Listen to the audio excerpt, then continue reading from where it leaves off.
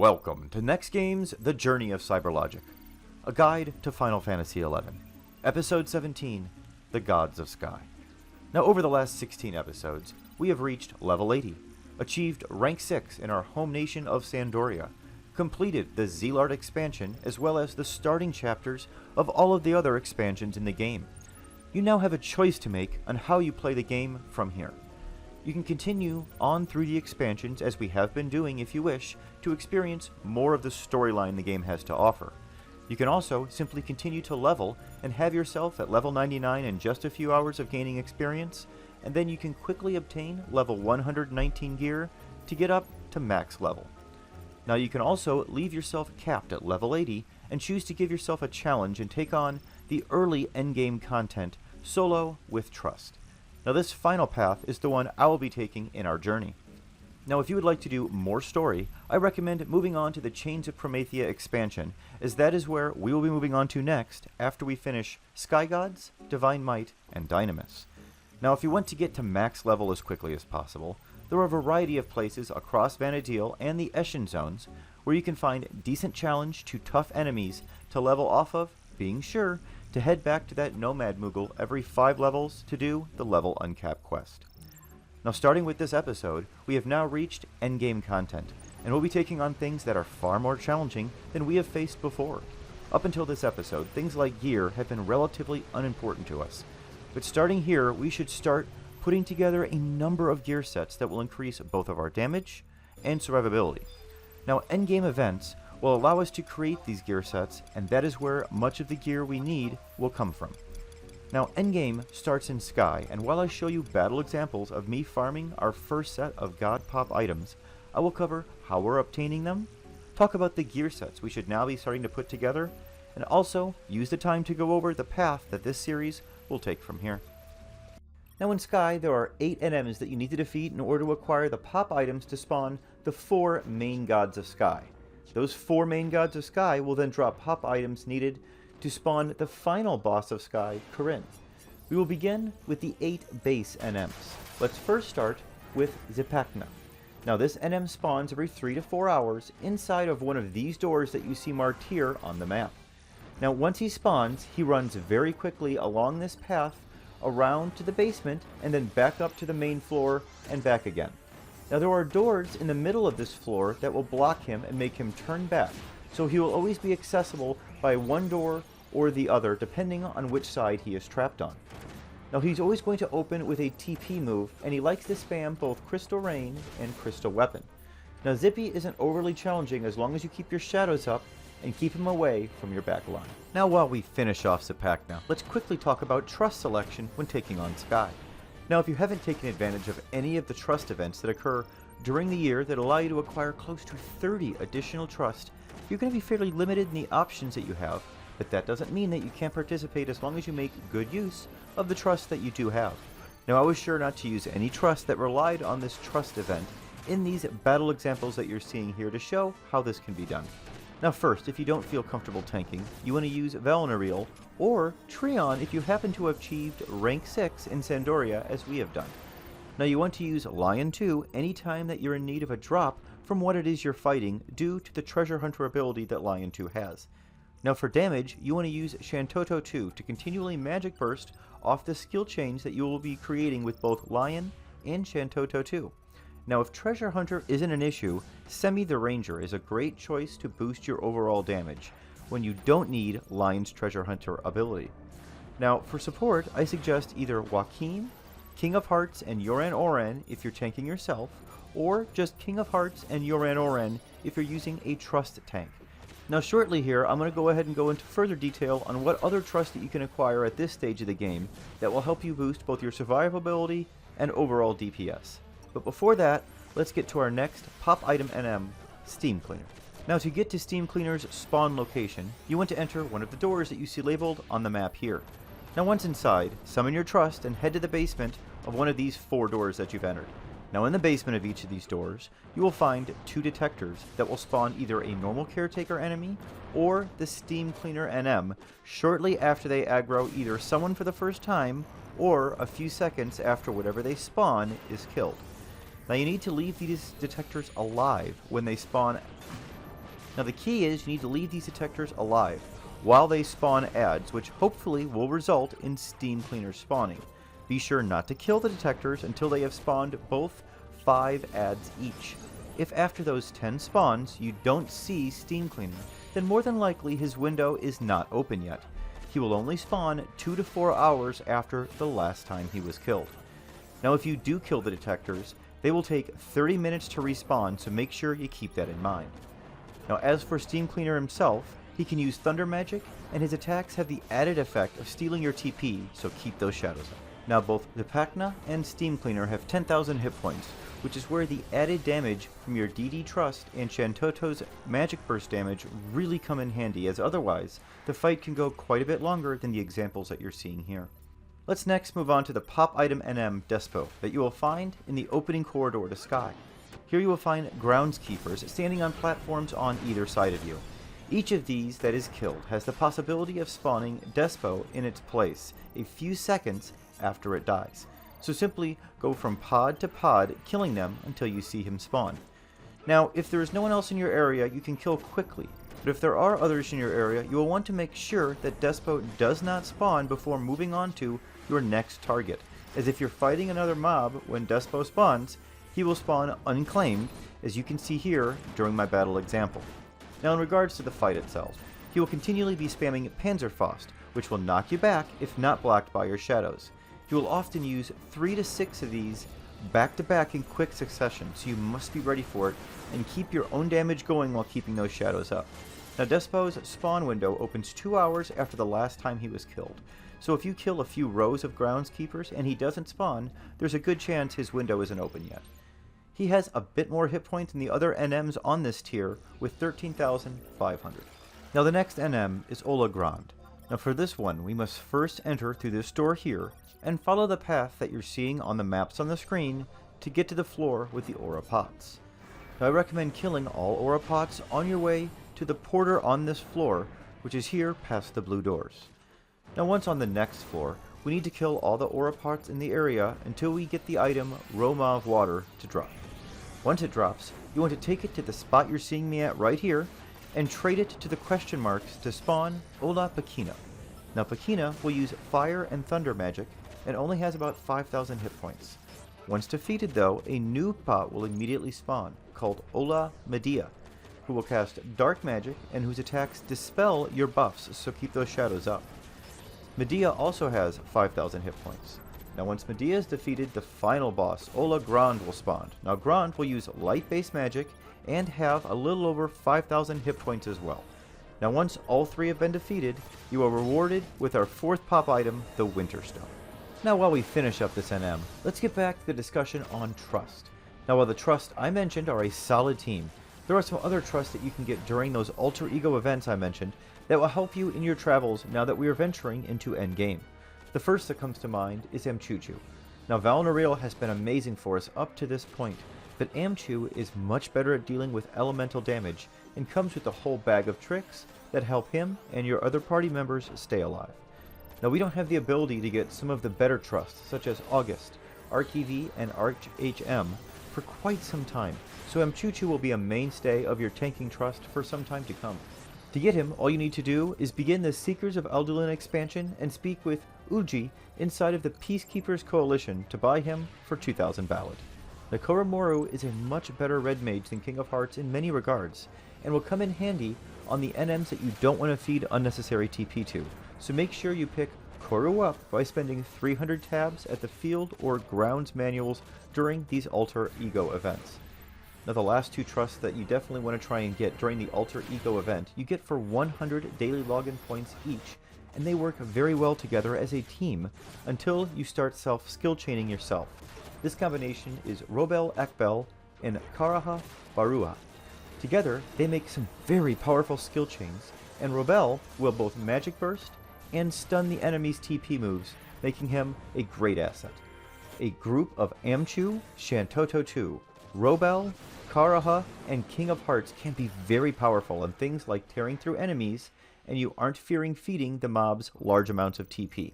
Now of course there are lots of other useful trusts out there, but those are the ones thus far that I have found most useful in my travels across Sky. I'll be sure to continue to point out useful trusts and when we can acquire them as the series goes on. Now though, we need to move on to our 5th pop item that we will be getting from the NM Mother Globe. Now to get to Mother Globe, we simply need to take the elevator that you see here marked on your map that is on the same floor that we just killed Olla Grande on. Once we arrive at the other side, Mother Globe should be directly in front of us if she's not been killed recently.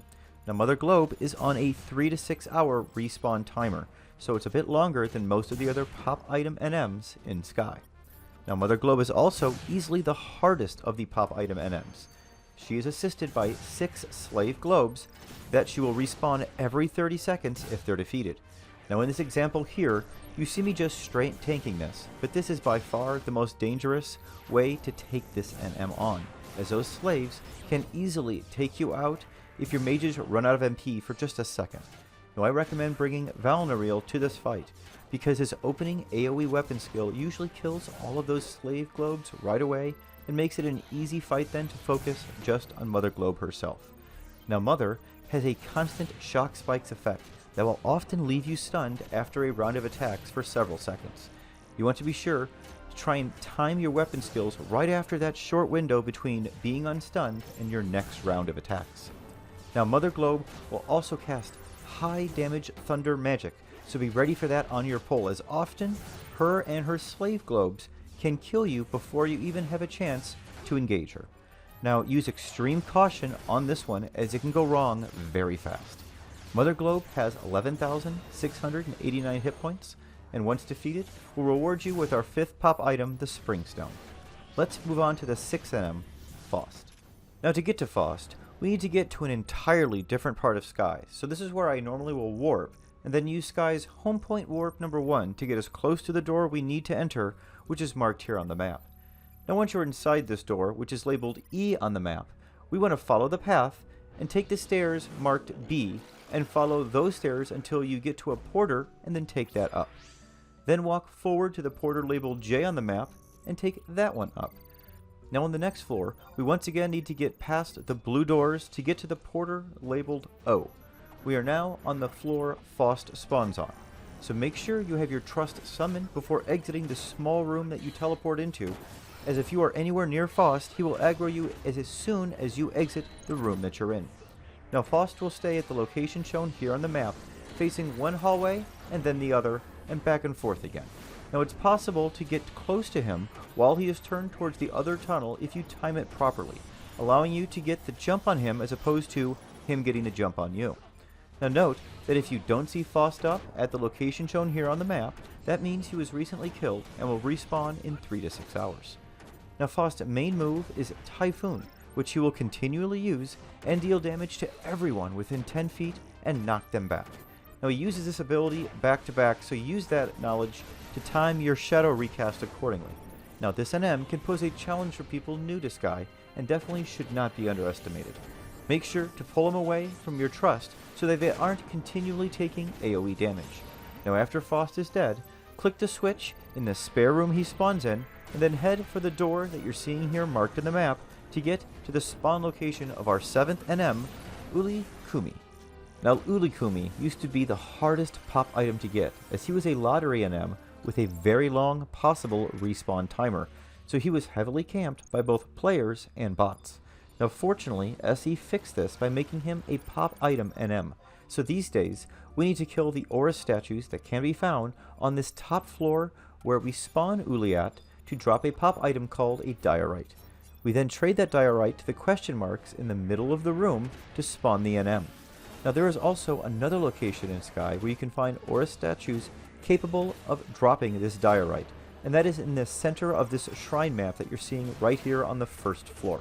Now you can easily get to this center location by taking the home point number 1 warp to the shrine, which will put you right at the bottom of the stairs in this central part of the map. In fact, using the 6 home point crystals in Sky, along with warps, can greatly speed up your time farming these items, so make sure that you always keep that in mind. Another thing to keep in mind is each of these NMs we've taken on so far drop a weapon, but none of them are anything that you're really going to be using at level 80, as there are better options out there once you pass level 75. That being said, the drop rate for each of these weapons, if you were to want one, is about 20%. Now the way I normally do this is if I kill all the mobs at one of these two locations and don't get it to drop, I will normally switch to the other location and have it almost drop immediately. So make sure you swap locations if you're not having luck after killing all of the mobs a few times at one or the other. Now once you do get it to drop, trade it and the fight against Uli begins. Now Uli will continually spam an ability called Heavy Strike that will eat a single shadow every time it hits you and knock you back. And his TP regen is so great that he is actually able to use this ability over and over again every attack round.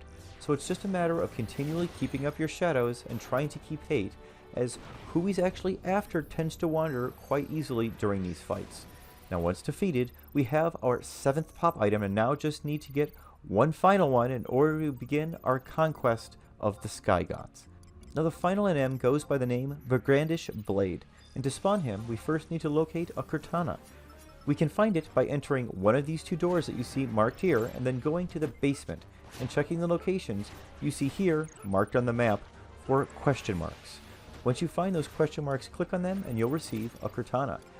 Now if you can't find any question marks at either of those two locations, it's possible it's been picked up recently and you may need to wait up to 3 hours to see it spawn again. Now once you have it, you want to make sure that you swap to the Thief subjob and make sure that subjob is at least level 5, and then you want to go to the spawn location by entering either door that you see marked here. Now once inside, head to the location marked here on the map and clear all of the surrounding weapons in the room, and then trade the Katana to the question marks to spawn the NM. The reason we're on the Thief subjob is we need to use the Steal ability to steal a Buccaneer's Knife from the Brigandish Blade. Once you steal it, you need to equip it as your weapon, as only damage from it can deal the last 1 hit point of damage to this NM and kill it. Now he possesses terror on his attacks, so make sure you keep your shadows up, and he's also going to link with any of the other weapons in that room, so that's why we cleared the room first. Now it's possible if you fail on the first or even second steal attempt that this fight could go on long enough that the other weapons in the room may respawn. If you're in fear of this happening, make sure you clear a path to the stairs and then pull him all the way to the stairs so that you're not on a timer worrying about when it is those mobs are going to respawn in that room. Now once the blade is dead, you will receive the Gem of the South and are now ready to take on the Gods of Sky. So here we are at Genbu, our first god. Now to spawn Genbu, you will take the portal shown here to the outermost island. There you will trade the Winterstone and Gem of the North to the question marks in the middle of the island to spawn Genbu. Now Genbu is a paladin adamantoise with massive defense. He will use Invincible sometime during the fight and uses all the usual adamantoise TP abilities, which include Conal Breath attacks, so be sure to face him away from your back line. He also has an AoE Dispel ability called Tortoise Song that can pose a challenge if your back line can't get you rebuffed quick enough. Now in addition to these abilities, he will use water-based magic such as Water 4, Waterga 3, and Flood. Now we're using the same trust setup that I mentioned earlier for all of these gods here to show you how it is you can utilize them, but there are of course other ones that will work as well. Also know that each of these gods has a powerful end spell effect that if it hits you can hit for upwards of 100 damage. You can remove the need to having to deal with this by simply hitting them with a special throwing item dropped from another god in Sky. Now this is not necessary in order to defeat them, but can make your life a lot easier. Now in order to remove Genbu's end spell effect, we need to hit him with Antarctic Wind, which is dropped from Suzaku. Now since we haven't killed Suzaku yet, we don't have this particular item, but we would have one our next round of boss kills if we wanted to use it. Now in regards to the drops, the main one we're after when we're taking on Genbu in regards to Ninja is Genbu's Kabuto for its 50-point hit point boost. Now Genbu has about 19,000 hit points, so this is going to take a bit longer than those first tier NMs. Now while we finish up this first god, let's go ahead and talk about the gear that we've been using so far to take on these NMs today, and that we'll continue to use to take on these first 4 gods for the first time.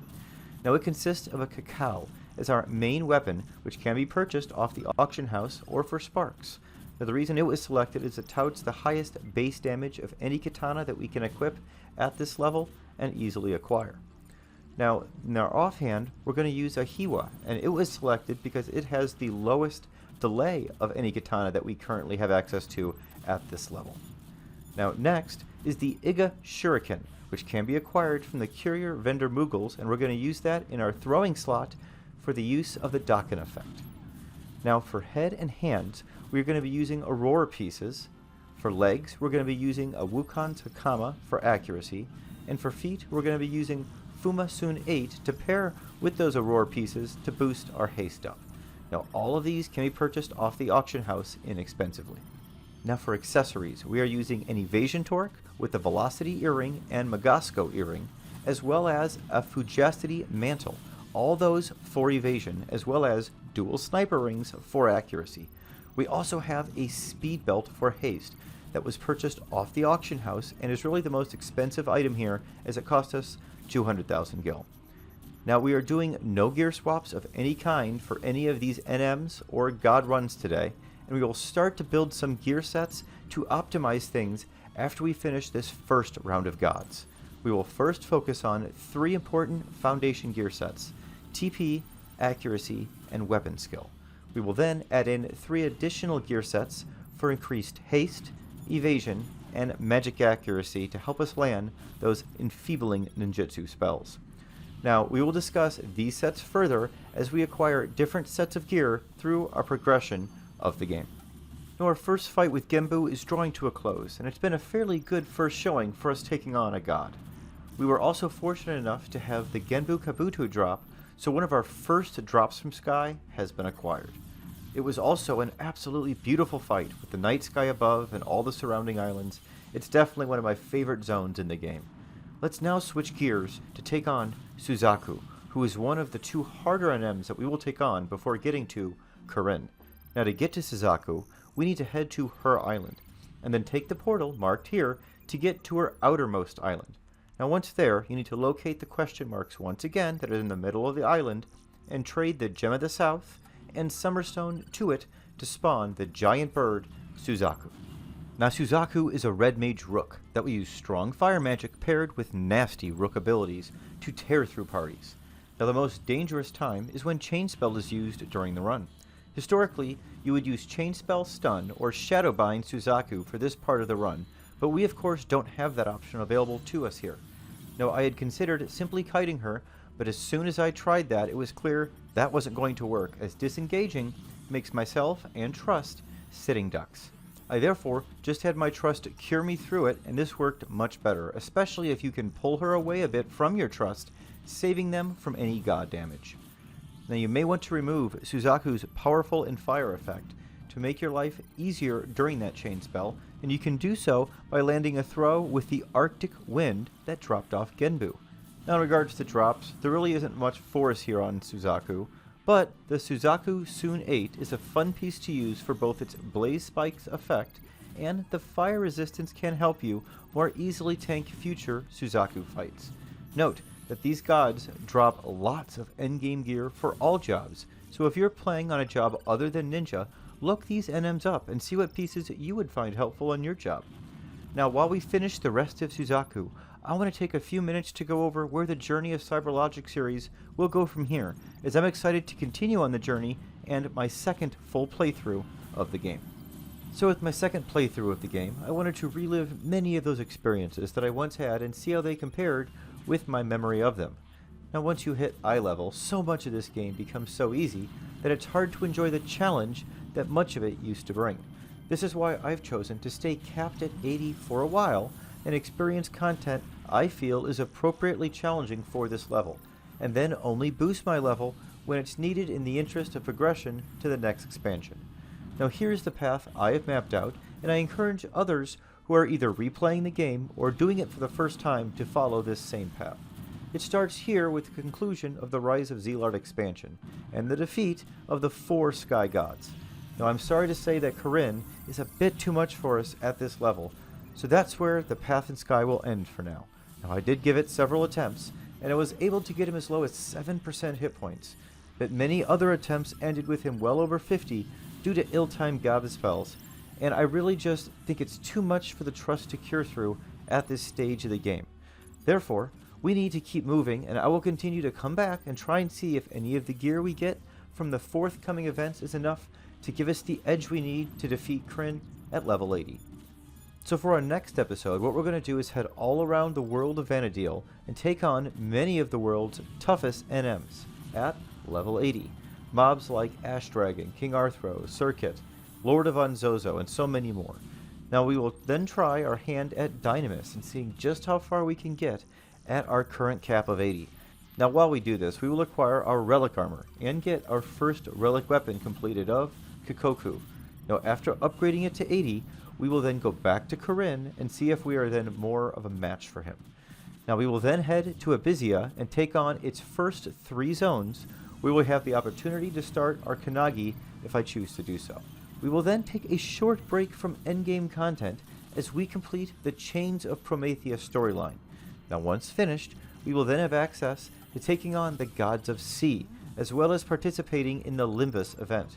We will then complete the 3 mini expansions of Shantoto Ascension, a Mughal Kupo Detat, and Crystalline Prophecy. It's then going to be time to give ourselves a boost on taking on more challenging content. So we will need to uncap ourselves to level 85 and enjoy the second 3 Abysia zones. After we've enjoyed taking on all the bosses in those zones, it's then back to more story content by completing the Treasures of the Art Urkan expansion storyline and taking part in the events of Assault, Nizal, Salvage, Interjar, and the Zeni NM event. Note that level 85 may not be high enough to get far in some of this content, but that's kind of the point of all this, to see what we can achieve with as low level as possible, and then when we hit a wall to come back later when we're stronger and see if we've made any progress. We will then do another NM hunt, this time in the Treasures expansion, while also showing how to make a Nagi before boosting ourselves to level 90. Now once there, we can head to the last 3 Abysia zones and start taking those on. We can also complete the Wings of the Goddess storyline and take on the endgame events of Voidwatch and Walk of Echoes. Now after all of that is finished, we will then uncap ourselves to level 99 and give anything we've had issues beating one last chance when capped at level 99 before progressing any further to eye level equipment. We will then finally complete the Seekers of Aldulin expansion while starting to do Ambuscade and get our Gokatai while boosting our eye level to 119 with our gear. We will then work through the events that I already have videos covering, including HTMBs, Unity, Sinister Reign, Gesh Fate, Omen, and Odyssey. Now, finally, we will go ahead and finish the Rhapsodies of Vana'diel storyline, granting us access to Dynamis D before starting to work on the Voracious Resurgence storyline, which will complete our journey through the game as it stands right now. Now, more than likely, by the time we've gotten through all of this, they'll have released a little more content for us. Now, I'm unsure exactly which relics I'm going to complete, but it's clear that the Kikoku is going to be very useful to me here at level 80. So I felt it would be worth it to at least start with it since we're going to be doing Dynamis here soon. Now if there's any other side content that you'd like to see covered as I progress through the game, please be sure to list it down there in the comments and I'll see if I can do a video covering it. Now one thing I haven't gotten around to talking about yet is the foods to use when fighting these gods. Now accuracy can often be an issue when fighting them, so I recommend whatever food you use has a hefty amount of accuracy boost on it. Now your cheapest option is going to be something like a squid sushi.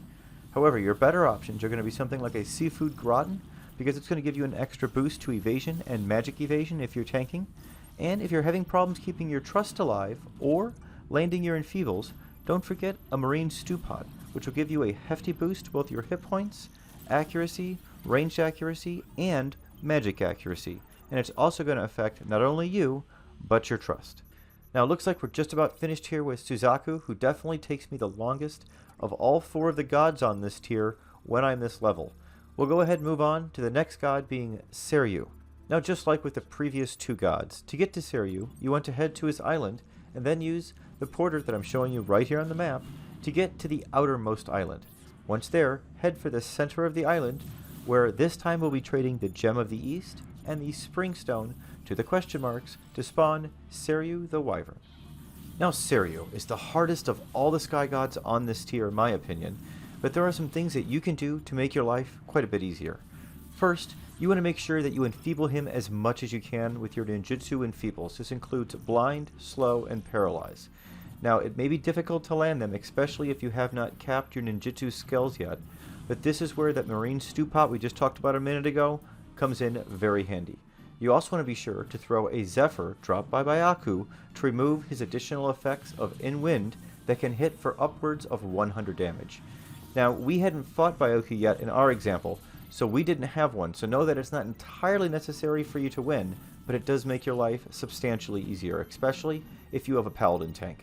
Now, Seiryu will use wind-based spells, including Arrow 4, Aeroga 3, and Tornado. Now, the most dangerous time in this fight, of course, comes when he uses 100 Fist, as combined with the end spell damage, it can quickly take you down if you don't have your shadows up for that round of attacks. Now, when he uses 100 Fist, be sure to use any breaks in his attacks to reapply your shadows, and this is one of those NMs that all that evasion gear that we talked about earlier and that we added to our gear set will come in most handy on. Now, I have tried to use Tank Trust on this particular boss, and they frequently die and leave me to finish the fight. So don't think that just because you have a Tank Trust on this fight that you won't have any issues. Now, I want to point out here that 100 Fist mode is not to be underestimated, and it's a huge MP sponge, especially if you have a Paladin, draining your mages of all their MP pools by the time it's over, leaving nothing to finish the rest of the fight with. Now, Seiryu has a total of 22,000 hit points, and he does have an important drop which we want, which is the Seiryu's Coat.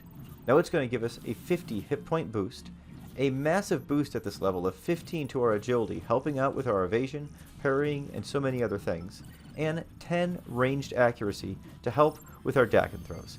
Now, fortunately, the drop rate on this is near 50%, so we are fortunate enough to get it on our first kill here. Now, while we finish up our kill on Seiryu here, who's almost dead, let me go ahead and briefly explain how it is we get to Byakko, as he is the only one of the gods on this tier that takes a bit of work to get to. Now, you can either enter through the door shown here on the map, and then run all the way across the shrine to the other side, or alternatively, you can simply take the home point warp number 1 to the shrine to put yourself near the center, as we discussed earlier in this video. You just go ahead and run up the stairs, and then you're also very close to this exit shown here, which is where you need to get to in order to get to Byakko. Now, I go ahead and suggest the second option that I recommend, as it's always possible that the gate will be down if you take the first option, and that's going to block your access to Byakko until someone opens that gate by way of a switch that's on completely the other side of the map. That's why I always suggest just go ahead and take home point warp 1 so you don't have to deal with any of the door stuff. Now, once you emerge back outside, simply run past the stairs and use the portal on Byakko Island to get to his outermost island, as you've done on the other 3 gods. Now, once there, we need to once again locate the question marks in the middle of the island and trade the items of the Gem of the West and the Autumn Stone to spawn Byakko the Tiger, our 4th and final god. Now, Byakko is a thief who will use light-based magic including Dia 3, Banish 4, Banishka 3, Holy, and Diaga 3. He also has a potent and light attack on his melee attacks that can be removed by landing a throw of the East Wind, which we acquired from Seiryu. Now, Byakko has 21,500 hit points and will use a perfect dodge at some point during the fight. You will need to keep recasting shadows as often as you can, as he can strip them away very quickly with his potent triple attack rate that is activated roughly 50% of the time. Now, since he is a thief, he also has very high evasion, so make sure that you have an accuracy food active like we discussed a minute ago. Now, Byakko drops the most important drop for us in Sky, Byakko's Hate, which is a great weapon skill and TP piece that gives us 5% haste and 15 dex. Now, it fortunately drops about 50% of the time, and we are lucky enough to get it on our first kill, completing our set of pops for the boss of all of Sky, Karen. Now, while we finish killing Byakko, I have one last topic to cover, and that is skills and merits. Now, more than likely, almost all of your skills had fallen very far behind as we had progressed through the game and allowed Valnariel to often tank, but now is the time that it's critical for all of those skills to be maxed. Now, I refer not just to your primary skills, but also to your secondary weapon skills as well. Now soon here, we will be taking part in events that expect us to be able to deal damage with a variety of weapons and weapon types efficiently, and if we can only use katana, we aren't going to get very far.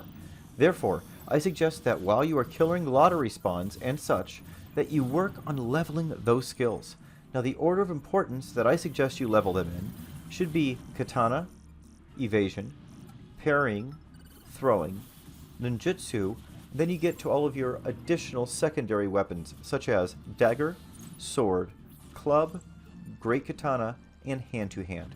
Now it is possible to acquire weapons for some of the other weapons out there, but they require special circumstances, so I recommend just starting with the above list that I've given you, and we can always add those more rare options later on when they're achievable. This now brings us to merits.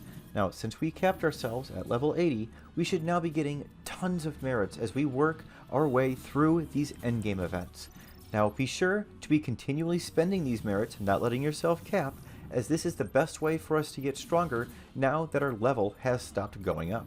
Now for ninja, I recommend putting 5 merits into the subtle blow effect and 5 more either into Hyoten or Reiten, depending on which of those two you use the most. In regards to group 2, I put 5 into magic accuracy and 5 more into Yonin for the boost to hit points that it will give while it's active.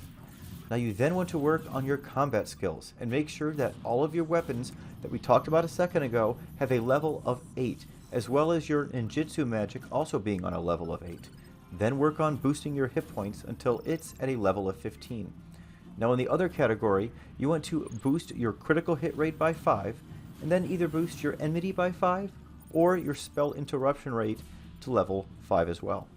Now after that, start dumping your merits into the attributes until they are maxed, using the priority of dexterity, agility, strength, intelligence, vitality, charisma, and then lastly mind. Now after you have all of those done, go ahead and start dumping all of the rest of your merits into the maximum that you can carry so you can start boosting that number, because we're going to need to carry quite a bit when we start farming HTMBs later on in our adventure. Now here we are now finishing up the end of Byakko. Now it's been a long episode 17, but I hope you found it informative, and if you used to play 10 plus years ago, I hope it brought back a little nostalgia for you.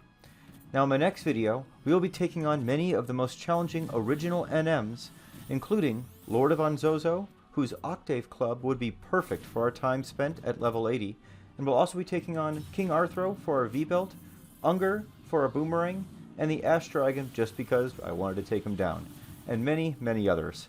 Now, if you are enjoying my journey, don't forget to click on the subscribe button under the video and the bell icon next to it to be notified when my future videos are released. And that's going to be it for this 17th episode in the journey of CyberLogic. Thanks so much for watching, everyone. Stay safe and stay healthy out there. We'll see you next time.